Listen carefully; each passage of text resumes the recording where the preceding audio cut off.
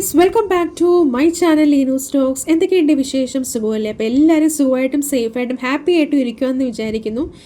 നമ്മുടെ ഇന്നത്തെ വീഡിയോ എന്ന് പറഞ്ഞേക്കുന്നത്, ഞാൻ രാവിലെ തന്നെ സാരിയൊക്കെ എടുത്തിട്ട് ഇങ്ങനെ ഫോട്ടോസും കാര്യങ്ങളൊക്കെ എടുക്കുവാട്ടോ. ഈ സാരി അത്യാവശ്യം നല്ലതാട്ടോ, മൾക്കോട്ടൺ സാരി ആട്ടോ. അത് മറ്റേ ഓണത്തിന് ഭയങ്കര ട്രെൻഡിങ് ആയിട്ടുള്ള ആ ഒരു സാരി ഉണ്ടല്ലോ, കുഞ്ചലമൊക്കെ വെച്ചിട്ടുള്ളത്. അപ്പോൾ ആ സാരിയാണ് അത്യാവശ്യം ഭയങ്കര ട്രെൻഡിങ് ആയിരുന്നു ആ ഒരു സാരി. അത് ശരിക്കും പറഞ്ഞാൽ വണ്ണമുള്ളവരൊക്കെ എടുത്തു കഴിഞ്ഞാൽ നല്ല ഭംഗിയാട്ടോ. ഇട്ടടുത്ത് അത് പ്ലീറ്റൊക്കെ ഇട്ട് കഴിഞ്ഞാൽ അതുപോലെ തന്നെ അത് അവിടെ അങ്ങനെ കിടന്നോളും. പിന്നെ തേക്കാൻ പറ്റുമോ എന്നുള്ളത് എനിക്കറിയത്തില്ല. പിന്നെ ആണെങ്കിൽ പിന്നെ നമുക്ക് കുറച്ച് ഓർഡേഴ്സൊക്കെ 1-2 ഓർഡേഴ്സൊക്കെ വന്നിട്ടുണ്ടായിരുന്നു. അപ്പോൾ അതൊക്കെ ഞാൻ പാക്ക് ചെയ്ത് വെച്ചു. പിന്നെ എനിക്ക് എപ്പോഴും എന്നോടും എന്നോട് ഒത്തിരി പേര് ചോദിക്കുന്നത്, എന്നോടൊന്നല്ല ഓൺലൈൻ ബിസിനസ് ചെയ്യുന്ന എല്ലാവരോടും ചോദിക്കുന്ന ഒരു ചോദ്യമായിരിക്കും. ഞാനും പലപ്പോഴും അത് ചിന്തിക്കാറുണ്ട്, ഇതുകൊണ്ട് മാത്രം ജീവിക്കാൻ പറ്റുമോ എന്നുള്ളത്. മൾട്ടിപ്പിൾ ഇൻകം നമ്മൾ എപ്പോഴും നോക്കേണ്ട ഒരു കാര്യമാണ്. അതിപ്പം 9 to 5 ജോബ് ചെയ്യുന്നവരാണെങ്കിലും ഇപ്പോൾ ഒരുപാട് 9 to 5 ജോബ് ചെയ്യുന്നവർ ഒത്തിരി പേര് ഇൻസ്റ്റഗ്രാമിലും എഫ് ബിയിലും ഒക്കെ ഒരുപാട് ചാനൽസ് തുടങ്ങുന്നുണ്ട്. കാരണം എല്ലാവർക്കും ഈ ജോലി പോകുമോ എന്നുള്ള പേടിയാണ് ഈ AI ഒക്കെ വരുമ്പോഴത്തേക്കും. അതുപോലെ തന്നെ സ്വന്തമായിട്ട് ബിസിനസ് 9 to 5 ജോബിന് പോകുന്നുമുണ്ട്. അതുപോലെ തന്നെ സ്വന്തമായിട്ട് ഓൺലൈൻ ബിസിനസ് സ്റ്റാർട്ട് ചെയ്യുന്നവരുണ്ട്. അപ്പം ആൾക്കാരിങ്ങനെ പലതും ഇങ്ങനെ പറഞ്ഞുകൊണ്ടിരിക്കും. നമ്മൾ ചെയ്യേണ്ടതെന്ന് വെച്ചാൽ നമ്മുടെ ആ ഒരു കാര്യം, നമ്മൾ ഇൻകം സോഴ്സ് നമ്മൾ സേഫാക്കി വെക്കുക എന്നുള്ളതാണ്. കാരണം നമുക്ക് എന്തെങ്കിലും ഒരു പ്രശ്നം വന്നു കഴിഞ്ഞാൽ നാളെ ഈ പറയുന്നവരൊന്നും നമ്മളെ സപ്പോർട്ട് ചെയ്യാനോ നമ്മളെ ഹെൽപ്പ് ചെയ്യാനോ ഒന്നും കാണത്തില്ല. അപ്പം നമ്മൾ ചെയ്യേണ്ട ജോലി നമ്മൾ കൃത്യമായിട്ട് ചെയ്തുകൊണ്ടിരിക്കുക. പലതും ഇങ്ങനെ പറഞ്ഞുകൊണ്ടേയിരിക്കും.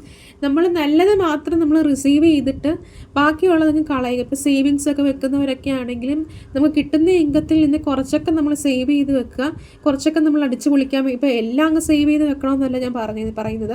കുറച്ചൊക്കെ നമ്മൾ സേവ് ചെയ്ത് വെക്കുക, കുറച്ചൊക്കെ നമുക്ക് അടിച്ചു പൊളിക്കാൻ വേണ്ടിയിട്ട് എടുക്കുക. അപ്പം ഞാൻ പറഞ്ഞു വന്നത് എന്താണെന്ന് വെച്ചാൽ, സമ്പത്ത് കാലത്ത് തൈപത്ത് വെച്ചാൽ ആപത്ത് കാലത്ത് കാപത്ത് തിന്നാം എന്നുള്ളൊരു ചൊല്ലുണ്ടല്ലോ. ശരിക്കും പറഞ്ഞാൽ ഇതിൻ്റെ പേരിൽ ഒരുപാട് എസ്സേസും കാര്യങ്ങളൊക്കെ മലയാളത്തിൽ പണ്ട് സ്കൂളിൽ പഠിക്കുന്ന സമയത്ത് എഴുതിയതാട്ടോ.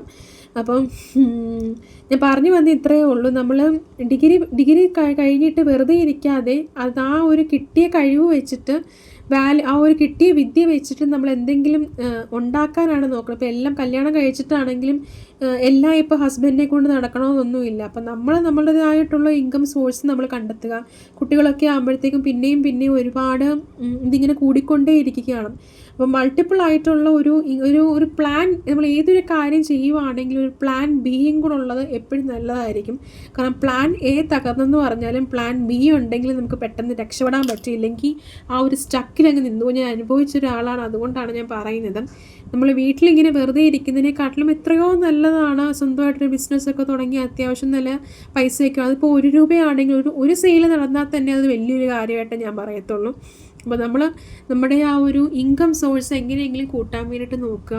അതിപ്പോൾ എന്ത് ബിസിനസ് ആണെങ്കിലും വെറൈറ്റി ആയിട്ടുള്ള ഒരുപാട് ബിസിനസ് ഐഡിയാസ് ഇപ്പോൾ ഒത്തിരി പേര് കൊണ്ടുവരുന്നു. എനിക്കതില്ല ഇതില്ല എന്ന് പറയുന്നതിനെക്കാട്ടിലും നമുക്കുള്ള സോഴ്സ് വെച്ചിട്ട് മാക്സിമം നമ്മളെന്താ യൂട്ടിലൈസ് ചെയ്യുക എന്നുള്ളതാണ്. അപ്പം നമ്മുടെ ഇന്നത്തെ വീഡിയോ ഇത്രയേ ഉള്ളൂ. അപ്പോൾ എല്ലാവർക്കും ഇഷ്ടപ്പെട്ടെന്ന് കരുതുന്നു. എൻ്റെ ചെറിയൊരു ഡേ ഇൻ മൈ ലൈഫാണ് ഞാൻ ഇതിൽ കൂടെ കാണിച്ചത്. അപ്പോൾ എല്ലാവർക്കും ബൈ.